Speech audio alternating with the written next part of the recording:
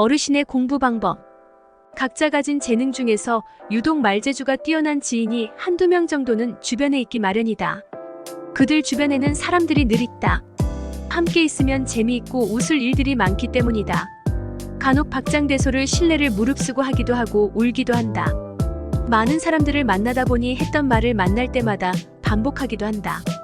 몇 달이 지나서 만나도 같은 얘기가 반복된다. 그렇더라도 나 또한 그를 좋아하기 때문에 잠시 지루하지만 시간을 보내기는 한없이 좋다.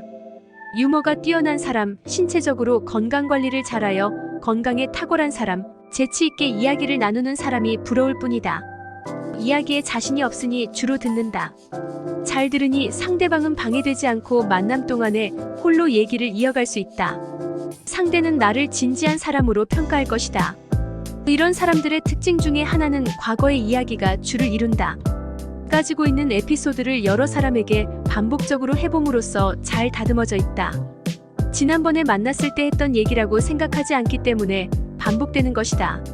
청자가 여러 번 지적하면 더 이상 할 말이 없어진다.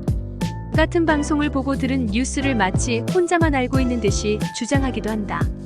경험적인 이야기와 에피소드 위주의 이야기일 뿐. 노력을 통하여 얻을 수 있는 지식은 부족하여 성장을 다루는 주제는 없을 수밖에. 해결 방안은 많은 책을 읽음으로 답을 찾기를 추천한다. 말을 잘하는 것도 중요하지만 깊이 있는 대화가 오고 가는 것이 모임은 더 의미가 있다. 우리는 토론을 잘하지 못한다. 여러 이유가 있지만 서열 문화가 자리 잡고 있으며 이야기를 조절하지 못한다. 그래서 한 사람의 장황된 이야기로 마무리되기도 한다. 자신의 할 말을 정리하여 결론을 미리 말하고 몇 가지 이유를 붙이면서 늘어지지 않으면서 깔끔하게 말할 필요와 노력이 요구된다. 몇몇 사람들이 모여서 대화를 나누는 것을 간혹 들어보면 주제와 상관없이 배가 산으로 간다. 또 4명이 얘기를 하다가 둘로 쪼개져서 대화가 이어진다. 한 사람이 이야기를 이끌고 가다가 어느 순간에 치고 들어오는 바람에 도대체 무슨 이야기를 하는지를 파악하기 어려운 가운데에도 그들은 잘 적응하면서 장시간 이어진다. 수단은 필요하지만 생산적이지는 않다. 간혹 웰다잉에 관한 이야기를 듣고 싶어하는 무리가 있다. 내가 아는 웰다잉은 죽은 이후의 이야기를 다루는 것이 아님에도 죽음에 관하여 사후에 관하여 그들 잣대로 재단을 한 다음에 들어줄 테니 이야기해보라 한다. 웰다잉은 삶을 바라보는 것이다. 자신의 의미를 찾는 것이다. 수용하고 용서하는 것이다. 남아있을 가족과 친구에게 살아온 여정을 설명하고 가치를 나누는 것이다.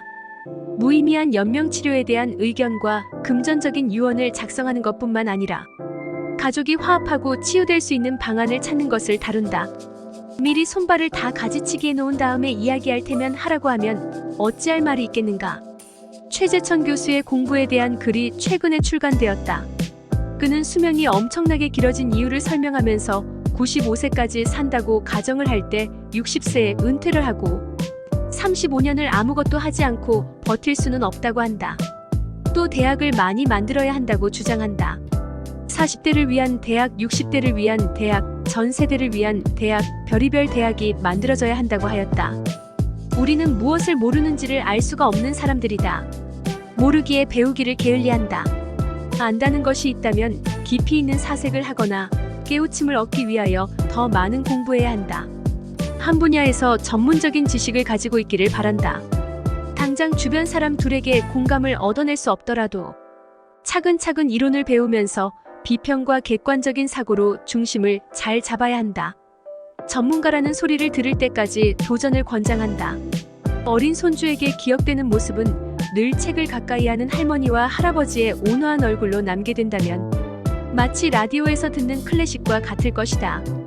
웰다잉 문화연구소에서 전해드렸습니다.